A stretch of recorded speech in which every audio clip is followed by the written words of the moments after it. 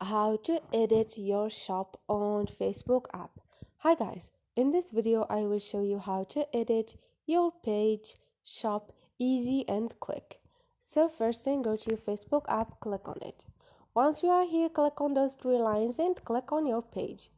Now all you need to do is scroll over this list and you're gonna find more. Click on it, or you're gonna find 3 points, click on it. Now here you're gonna find shops, click on it.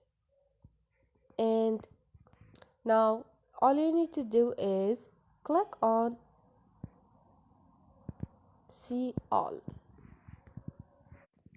And here you have filters and you have sort by.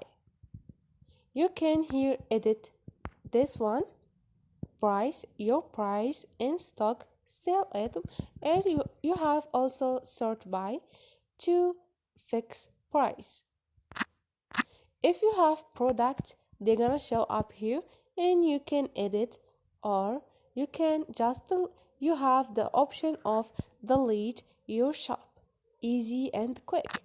So this is it guys. Hope this video was helpful to you. If you liked the video, don't forget to subscribe and like.